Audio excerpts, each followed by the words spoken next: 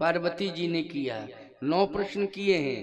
वैसे क्रम देखा जाए तो पार्वती अम्बा ने 9 प्रश्न भी किए हैं और पार्वती अम्बा ने 14 प्रश्न भी किए हैं। इसके बाद उन्होंने 84 प्रश्न किए हैं। ये रामचरितमानस में 84 प्रसंग हैं प्रमुख रूप से, लेकिन उसमें 9 प्रश्न जो पहली बार में किए हैं उनमें पहला प्रश्न कौन सा है, इस पर विचार करना है। आए हम लोग सुने। भगवान शंकर ने कहा तुम्हारे मन में क्या है, मन की बात बताओ। पार्वती जी ने कहा कि मेरे मन में यह है जो आपके मन में बसा हुआ है, वही मेरे मन में है। तो भगवान शंकर ने कहा कि मेरे मन में तो रामचरित्र बसा हुआ है। क्या बसा है मेरे मन में? रामचरित्र मानस बसा हुआ है। रचि महेश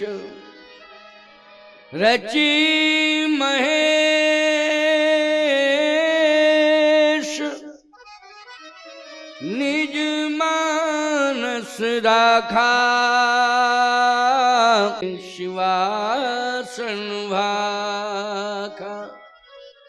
रच महेश निज मानस राखा, पाए सो समय शिवासन भाखा। मेरे हृदय में, मेरे मन में तो रामचरित मानस है। पार्वती अम्बा ने कहा बस वही मैं सुनना चाहती हूँ।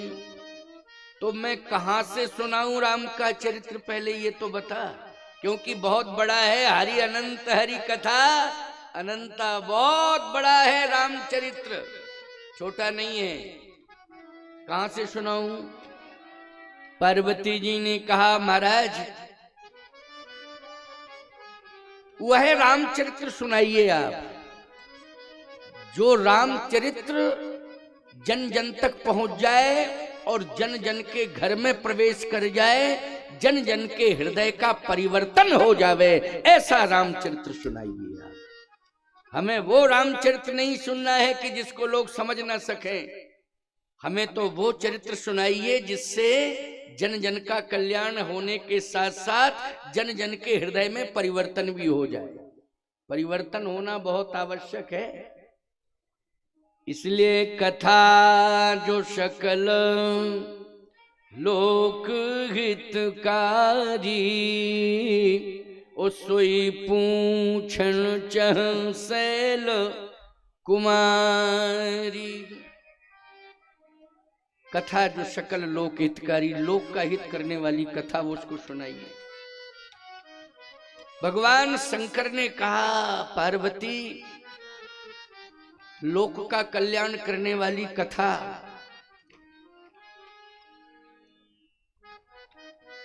जहां से शुरू होती है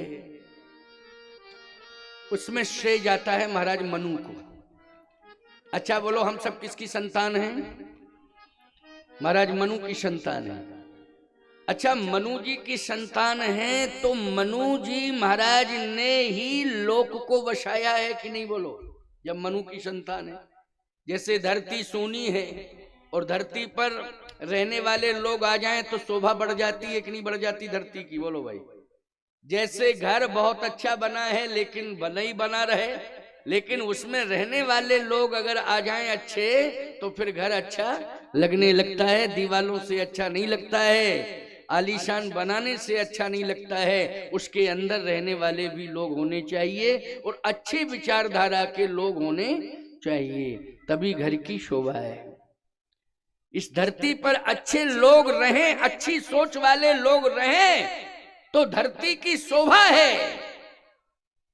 और यदि इस धरती पर रहने वाले लोग विचारहीन हैं, अनाचारी अत्याचारी हैं, तो याद रखना ये धरती सुंदर नहीं है, ये धरती दुखी है, धरती रोती है, धरती विलखती है, तड़पती है और ये कहती है कि अब मैं रसातल में चली जाऊं। बोलो भाई, सोचती है धरती की नहीं, अब मैं रसातल में चली जाऊं। परित्राणाय साधूनां विनाशाय च दुष्कृतां धर्म संस्थापनार्थाय संभवामि युगे युगे। भगवान धर्म की रक्षा करने के लिए और धरती का भार उतारने के लिए आते हैं। इसमें मनु जी को श्रेय जाता है भगवान को इस धरती पर प्रकट करने में, क्योंकि ब्रह्म था निर्गुण। अब निर्गुण था तो उसकी वाणी तो सुनाई देती थी लेकिन वो दिखाई नहीं देता था, उसका दर्शन नहीं हो सकता है।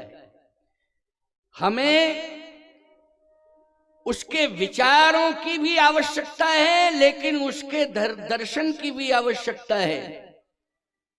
हमें उसके आकार की भी आवश्यकता है। क्यों? हम कैसे हों, हमारा चेहरा कैसा हो, हमारा श्रृंगार कैसा हो, हमारा श्रृंगार जैसा मेरे प्रभु का श्रृंगार है वैसे ही श्रृंगार हमारा हो। अच्छा एक बात बताओ, हमारा श्रृंगार आप देख रहे हो, भगवान का ऐसा ही श्रृंगार है कि नहीं? बोलो भाई। भगवान के गले में माला है, हमारे गले में माला है, भगवान के मस्तक पर जो तिलक है वही तिलक हमारे मस्तक पर है। बोलो है कि नहीं? इसका मतलब है कि जैसा भगवान का श्रृंगार है वैसा ही श्रृंगार हमें मिल गया कि नहीं मिल गया? और यदि हमें वो दर्शन नहीं देता तो हमें पता कैसे चलता कि हमें श्रृंगार कैसा करना चाहिए? बोलो भाई, कैसे पता चलता? दर्शन का फल है।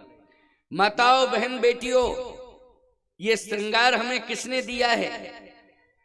अगर इस धरती पर जगत जननी ना आई होती तो जननी को ही श्रृंगार नहीं मिलता। जगत जननी ने ही जननी को श्रृंगार दिया है और जननी ने जिस संतान को जना है उसे संस्कार दिया है, उसे श्रृंगार दिया है। बोलो दिया है कि नहीं दिया है? इसलिए हमें साकार विग्रह की आवश्यकता है। आज हमारे बुजुर्गों ने जो हमें रहने की परंपरा बताई है, सहने की परंपरा बताई है, खाने की परंपरा बताई है, सोने की परंपरा बताई है, जागने की परंपरा बताई है, बोलो उसी के अनुसार हम चल रहे हैं कि नहीं चल रहे हैं?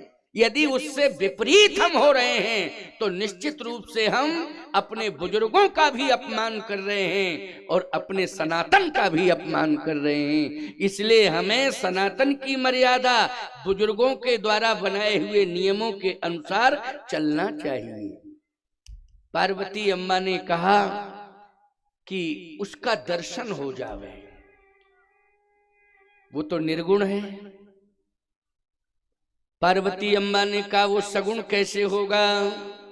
प्रथम सुकारण कहूं विचारी, प्रथम सुकारण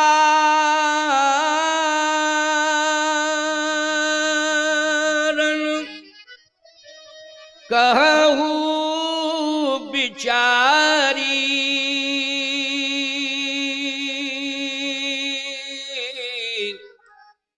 निर्गुण ब्रह्म सगुण बपुधारी। निर्गुण ब्रह्म सगुण कैसे हुआ? वो निर्गुण तो है। बड़े बड़े योगेंद्र, मुनेंद्र, हंस, परमहंस तप भी करते हैं लेकिन दर्शन नहीं देता है, वो अनुभूति करा देता है। दर्शन नहीं देता है, अनुभूति करा देता है, लेकिन उसका दर्शन होना चाहिए। ये पार्वती माँ की जिज्ञासा है, उसका दर्शन कराइए। क्यों भाई? आप चित्रकूट जाते हो तो आपके मन में क्या इच्छा रहती है? कामतानाथ भगवान का हम दर्शन कर लें। अमावस्या के दिन लाखों लोगों की भीड़ रहती है, आप परेशान होते रहते हो, लेकिन फिर भी धक्का धुक्का खा के पहुंच ही जाते हो कि एक सेकंड दर्शन हो जाए। बोलो लालसा किसकी है? जल्दी बोलो। जबकि परेशानी कितनी हो रही है, लाइन में भी लगे हो, धक्का भी खा रहे हो, लेकिन कुछ भी हो जाए लेकिन हम दर्शन थोड़ा करके ही जाएंगे, बिना दर्शन के हम लौटेंगे नहीं। तभी तो वहां लाखों लोग इकट्ठे हो जाते हैं अमावस्या पर। और परेशानी होती है कि नहीं होती है? कभी कभी इतनी भीड़ हो जाती है कि प्रशासन के हाथ पैर फूलने लगते हैं। अब व्यवस्था कैसे बनाई जाए, कोई घटना ना घट जाए। लेकिन कामतानाथ भगवान की इतनी बड़ी महिमा है, मैं आपसे सत्य कह रहा हूं कि लाखों लाख लोग इकट्ठे हो गए लेकिन कभी कोई घटना नहीं घटी है। ये कामतानाथ भगवान की कृपा है। बोलो है कि नहीं? जबकि इतना विस्तार नहीं है कामतानाथ जी के क्षेत्र में कि जहां लाखों लोग समाये जा सके। इतना विस्तार नहीं है, बाजार भी है, छोटा मार्ग भी है, और मंदिर चूंकि पर्वत पर है इसलिए विस्तार बहुत बड़ा हो नहीं सकता है। फॉरेस्ट में है, कहां बढ़ाओगे घटाओगे, आगे परिक्रमा है, पीछे पर्वत है और पर्वत के ऊपर मंदिर है। लेकिन बोलो लाखों लोग कामतानाथ जी अपनी गोद में अमावस्या को ले लेते हैं और सुरक्षित करके घर भेज देते हैं। ये है कामतानाथ भगवान। बोलिए कामतानाथ भगवान की जय। ऐसे देवता। लेकिन बोलो दर्शन की लालसा लेके जाते हो कि नहीं जाते हो? अनुभव तो घर में ही कर लोगे, चाहे ओरन में रहो, चाहे बबेरू में रहो, चाहे नरैनी में रहो, चाहे बांदा में रहो, चाहे तिलवारी में रहो। क्यों भाई? कहीं भी रहो, अनुभव तो आपका घर में ही हो जाएगा कामतानाथ जी का।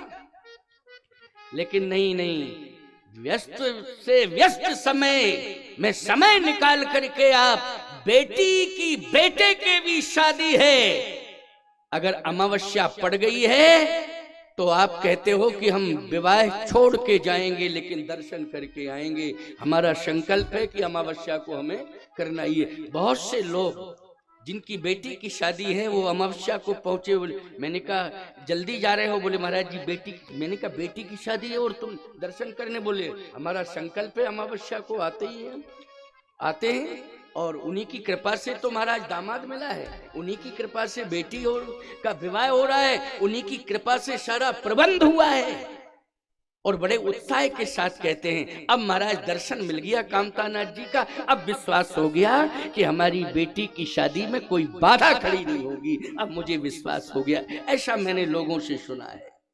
तो कितनी बड़ी आस्था है। लेकिन बोलो दर्शन की आस्था है कि हम दर्शन करेंगे।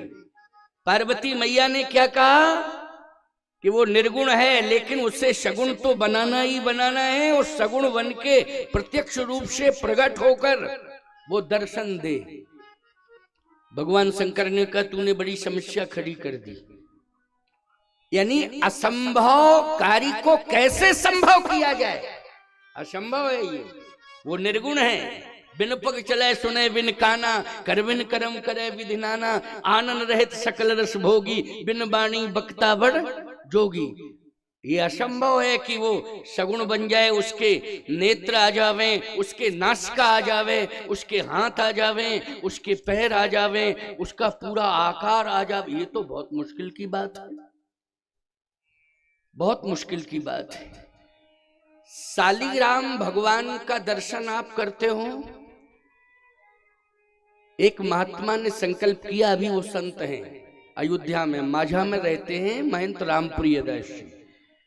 उन्होंने कहा कि मैं नेत्र प्रकट करूंगा और नासिका प्रकट करूंगा शालिग्राम भगवान। अब शालिग्राम भगवान के छेनी हथौड़ी का प्रयोग नहीं किया जा सकता है क्योंकि स्वयं प्रतिष्ठित हैं। मुक्तिनाथ से लाओ, प्रतिष्ठा कराने की जरूरत नहीं है। वो तो गोल गोल आकार उनका होता ही है। कभी कभी मुख आदि बनता है तो वही बन जाता है, नृसिंह मुख बन जाता है, गरुड़ मुख बन जाता है, लेकिन बनाया नहीं जा सकता है। बना बनाया तो आता है, लेकिन उनको जो शालिग्राम भगवान मिले बिल्कुल चिकने मिले, एकदम गोल। बोले नहीं, मैं नासिका भी होगी, नेत्र भी होंगे।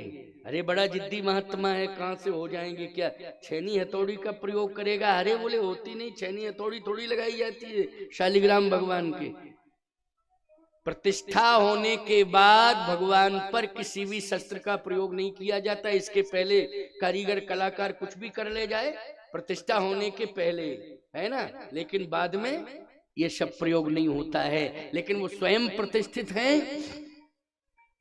मैं सत्य कह रहा हूं, चले जाना आप अयोध्या में। अभी वो जीवित महात्मा है, कोई ऐसी बात थोड़ी कर रहा हूं कि 20 साल पहले शरीर छूट गया या 30 साल पहले शरीर छूट गया, अब नहीं है। वो अभी है, चले जाओ। उस महात्मा ने इतना भजन किया, इतना भजन किया, इतना तुलसी से अर्चन किया शालिग्राम भगवान का कि अपने आप नेत्र निकल आए और नासिका बन गई है। दर्शन हो जाएगा तो अयोध्या में चले जाएंगे। महंत रामप्रिय दास जी माझा स्थान के महंत हैं, वृद्ध हो गए हैं, काफी वृद्ध हैं। तो बताइए, ये आस्था की बात है कि नहीं? भगवान को आकार में दर्शन देना पड़ा, किसके कारण देना पड़ा? भक्त के कारण, संत के कारण, भक्ति के कारण, संतत्व के कारण। पार्वती जी ने कहा महाराज उससे तो प्रकट होना पड़ेगा। शंकर जी ने कहा मुझ में ताकत नहीं है, ये ताकत तो किसी भक्त में है, भक्त चाहे तो हो सकता प्रकट, मुझ में तो ताकत नहीं है। अब सोचो जरा, विचार करो, संकोच मत करना, कहीं जाना भी होगा किसी कार्यक्रम में तो जा सकते हो। हाँ हाँ ठीक है, क्योंकि मैंने पहले कहा था नहीं, कई कार्यक्रम रहते हैं उसमें जाना पड़ता है, और कहीं प्रोग्राम निश्चित है तो वहां तो जाना ही पड़ेगा। रामलला का है, वाह वाह वाह। देखिए हमारे राम जन्मभूमि पर विराजमान, दिव्य भव्य राम मंदिर में विराजमान रामलला सरकार, उनका ये चित्रपट है जो श्री मंत्री जी को दिया हमारे उत्तर प्रदेश के माननीय मंत्री भाई श्री रामकेश निषाद जी को पीठाधीश्वर चित्रकूट धाम प्रभु श्री राम का आशीर्वाद दे रहे हैं। साथ में एक अंग वस्त्र भी उनके श्री कमलों से। आप ऐसे आ जाओ, आगे से आ जाओ ना, आप इधर से आगे से आ जाओ। हमारे बीच में माननीय श्री छोटेलाल तिवारी जी हैं, श्री छोटेलाल तिवारी जी हैं महुआ से, वो भी आशीर्वाद दे रहे हैं। इन्हीं के भतीजे हैं आदरणीय श्री चंद्रशेखर जी। हाँ जी जी जी जी जी जी। आदरणीय प्रधान संघ के अध्यक्ष श्री राजनारायण द्विवेदी जी हम सबके पारिवारिक हैं, और पूज्य गुरुदेव अंग वस्त्र से और श्री रामलला के, हाँ जी जी, तिरही के हैं प्रधान जी, और द्विवेदी जी तिरही माफी है, और बहुत ही अच्छे बड़े सामाजिक व्यक्ति हैं, और हम लोगों के पारिवारिक अच्छे कामों में बड़ी रुचि रहती है। हम लोगों के बीच में श्री वेद प्रकाश जी, वेद प्रकाश जी, हमारे बीच में ज्ञानेंद्र जी जो वरिष्ठ पत्रकार हैं, वेद प्रकाश जी आ जाए। गुरु जी,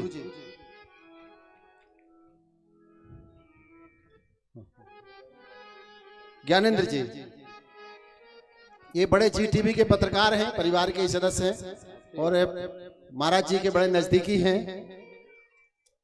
जी। एक फोटो आप ले लो भैया, राजेश भैया। बोलिए चित्रकूट धाम की, प्रभु श्री सीताराम की।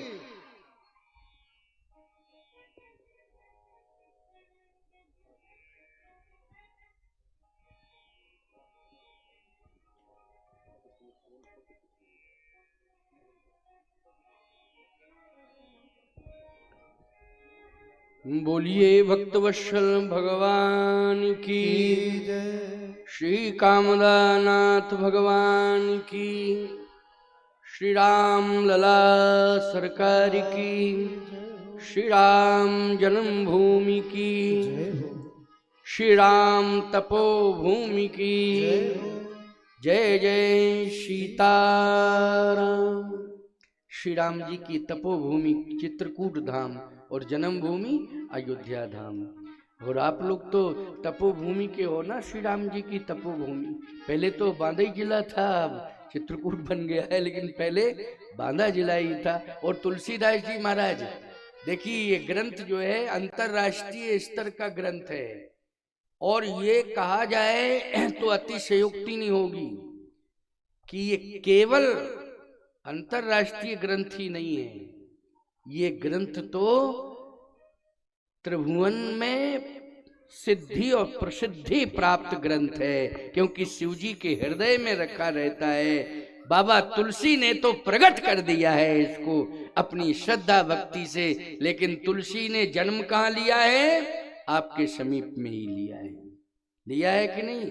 ये तुलसीदास जी महाराज का जन्म इसी भूमि पर हुआ है। ये भूमि साधारण नहीं है, ये संतों की भूमि है, और परमात्मा ने 11.5 वर्ष यहाँ बिताए हैं रह करके। कितने? 11.5 साल बिताए इस भूमि पर। ये सब चित्रकूट ही है। राजस्व रिकॉर्ड में कुछ भी मान लो कि ये ओरण है, ये है बिलाक है, तहसील है, नगर पंचायत है, क्या है, लेकिन ये चित्रकूट है। ये 84 कोष में चित्रकूट है। कितने कोष में है? 84 कोष में ये चित्रकूट ही है।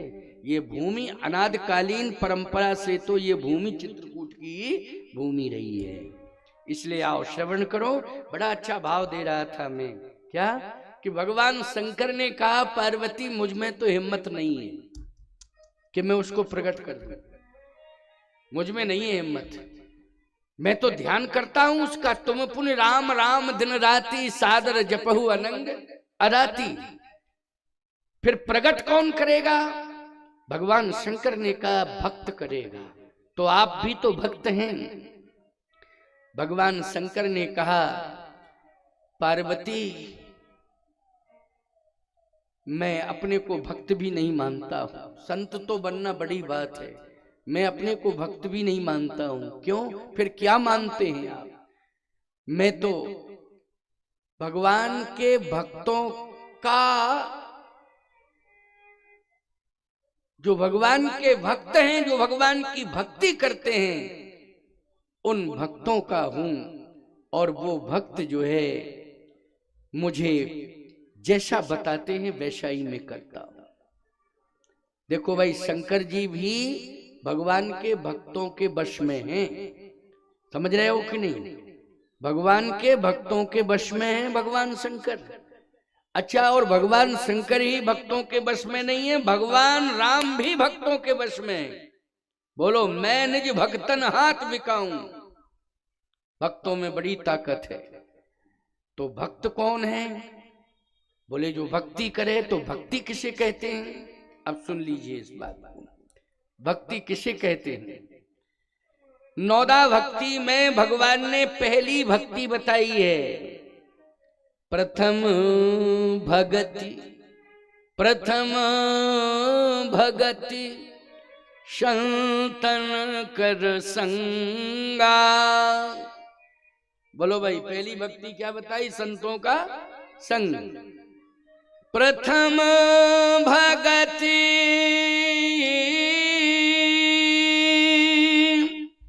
संतन कर संगा, और दूसर रति मम कथा प्रसंगा। इतना बड़ा ग्रंथ तुलसीदास जी ने लिखा है। बोलो चित्रकूट में ही उनका जन्म हुआ है। राजापुर चित्रकूट में आता है, चित्रकूट में ही जन्म हुआ है। भगवान राम ने अगर कथा 11.5 साल सुनी है रह करके, तो चित्रकूट में तहां बैठ मुनिगण सहित नित सिय राम सुजान, सुनहि कथा इतिहास सब आगम निगम पुराण। इससे सिद्ध होता है कि पहली भक्ति है साधु संतों से जुड़ो, उनका संग करो। क्यों भाई, राम जी कह रहे हैं तो मानोगे कि नहीं मानोगे? हमारी बात मत मानो। भगवान राम अगर कह रहे हैं, नौदा भक्ति में सबरी से कहा है कि प्रथम भगति संतन कर संगा। पहली भक्ति है साधु संतों का संग करो। अगर मैं कहता या तुलसी बाबा का निजी विचार होता तो बिल्कुल मत मानते तुम लोग। लेकिन अगर भगवान राम ने इस बात को कहा है, और यदि तुम राम को अपना मानते हो, इष्ट मानते हो, आराध्य मानते हो, तो श्री राम की वाणी माननी पड़ेगी, और स्वीकार करना पड़ेगा। पहली भक्ति है साधु संतों का संग। इसका मतलब है कि मैं आज आपको भक्त बनने वाला प्रमाण पत्र दे रहा हूं, क्योंकि पहली भक्ति से आप जुड़ गए हो। संतों का संग किया आपने। बोलो किया कि एक वक्ता का संग किया है कि संत का किया है? जल्दी बोलो। संत का संग किया है कि नहीं? वक्ता का नहीं। कि वक्ता तो बहुत मिल जाएंगे, बहुत मिलेंगे वक्ता। इसलिए हमारे चंद्रिका प्रसाद द्विवेदी जी ने खोज खाज के पता नहीं किस तरह से सिस्टम बनाया, महाराज को लाया जाए। अच्छा, अब प्रश्न ये है कि आप लोग मुझे क्या मान रहे? संत तो मान ही रहे होगे, नहीं? क्या लकड़ बग्गा मान रहे हो क्या? भाई संत, भाई भजन करता हूं और परिवार बचपन से ही छोड़ दिया है। ऐसा भी नहीं है कि मैंने कोई परिवार बसाने के बाद ये भेज लिया हो। 9 साल की आयु से ग्रह का त्याग किया है। और सीधी सी बात यह है कि यह भी नहीं है कि मेरा जन्म कहीं और जगह बहुत दूर हुआ हो, आपके ही बुंदेलखंड में मेरा जन्म हुआ है और एक ब्राह्मण परिवार में मेरा जन्म हुआ है।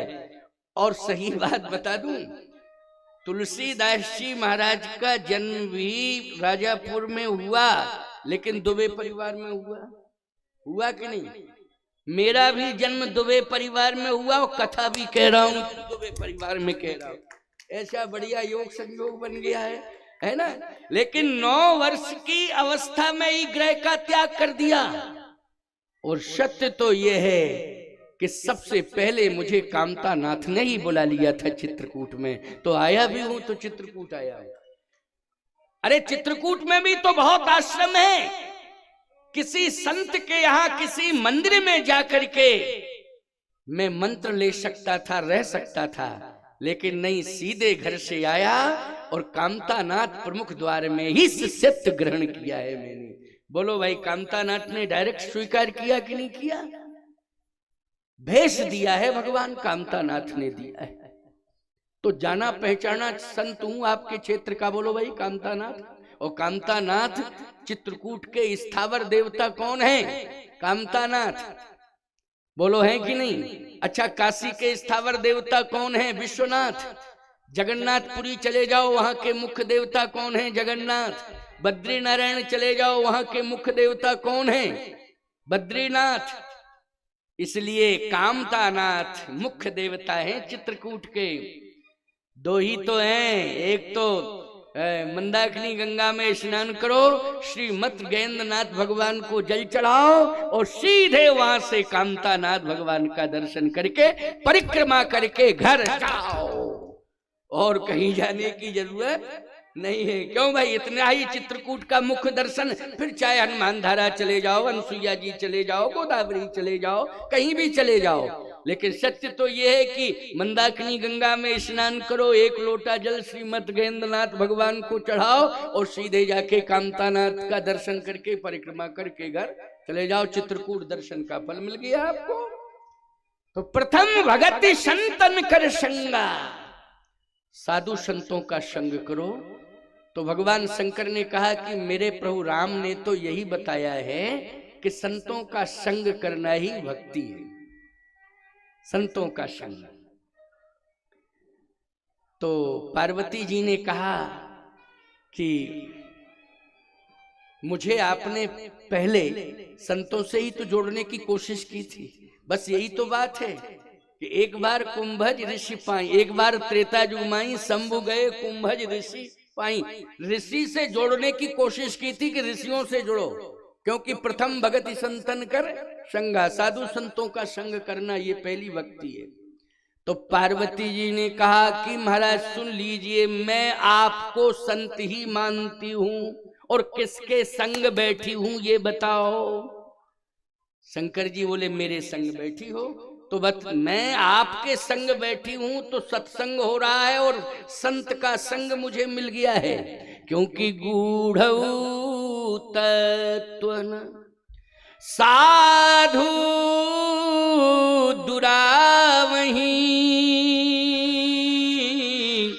वारती अधिकारी यहीं पावहीं।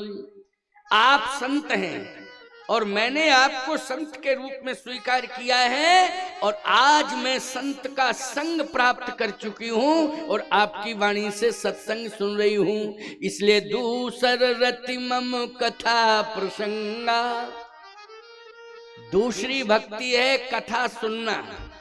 तो संत का संग मिल गया है और आपकी वाणी से कथा सुन रही हूं, इसलिए दूसरी भक्ति हो रही है। अब तीसरी भक्ति बोले गुरु पद पंकज सेवा। तो सुन लीजिए स्वामी, आप मेरे पति भी हैं और आप मेरे गुरु भी हैं। अच्छा सही बताओ, पत्नी नारी का, स्वागवती नारी का असली समर्पण पति के चरणों में होता है। बोलो होता है कि नहीं होता है?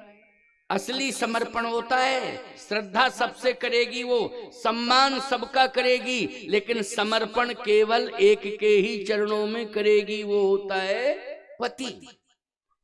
याद रखना, वो गुरु भी होता है। बोलो, पति शिक्षा देता है कि नहीं देता है? पत्नी को शिक्षा देता है। याद रखना, ऐसी बात नहीं है कि आपको कोई गुरु नहीं मिला है तो आप कहो कि मुझे कोई गुरु नहीं मिला है तो अब मेरा जीवन बेकार है। नहीं, पति आपको मिल गया है तो आपको पति भी मिल गया और आपको गुरु भी मिल गया, और वही पति परमात्मा भी मिल गया आपको, परमात्मा के रूप में होता है। सब कुछ मिल गया आपको, लेकिन पति को भी चाहिए कि वो खरदूषण बन के न रहे। नहीं, क्या फायदा पति, बोलो ऐसा कि विपत्ति बन जाए, वो पति ही विपत्ति बन जाए, विपत्ति का कारण ऐसी विपत्ति पैदा कर दे कि तुम्हारा रहना मुश्किल पड़ जावे खानदान में, घर परिवार में। नहीं, तुम्हें क्या राम बन के रहना पड़ेगा, समझ गए हो कि नहीं? तुम्हें शिव बन के रहना पड़ेगा। राम बन के अपने परिवार का संचालन करो, शिव बन के अपने परिवार का संचालन करो। शिव समत्व का देवता है, कल्याण का देवता है। यदि तुम राम और शिव बन के परिवार का संचालन करोगे, मैं चैलेंज से कह रहा हूं, आपके परिवार का सदा कल्याण होता रहेगा, सदा मंगल होता रहेगा। लेकिन आपको राम बनना पड़ेगा, आपको शिव बनना पड़ेगा। पार्वती जी ने कहा, मुझे पति भी मिल गया, मुझे संत भी मिल गया, और मुझे गुरु भी मिल गया, और मुझे परमात्मा भी मिल गया, सब कुछ आप ही। भगवान शंकर ने कहा, वो ठीक है, लेकिन फिर भी भक्त की जरूरत पड़ती है, उसके माध्यम से ही भगवान मिलेगा। तो आपके माध्यम से का, मेरे माध्यम से भी मिलेगा, लेकिन उसको निर्गुण से सगुण बना करके इस धरती पर किसने खड़ा किया है, उसका नाम मैं बता रहा हूं, सुनो। उसका नाम है मनु, और उसकी पत्नी है शत्रुपा। स्वयंभू मनु और शत्रुपा, स्वयंभू मनु और शत्रुपा, जिनते भई नर सृष्टि अनुपा। ओ जिनते भई सृष्टि अनुपा, जिनते भई नर सृष्टि अनुपा। ओ जिनते भई सृष्टि अनुपा। स्वयंभू मनु और शत्रुपा, स्वयंभू मनु और शत्रुपा, जिनते भई नर सृष्टि अनुपा।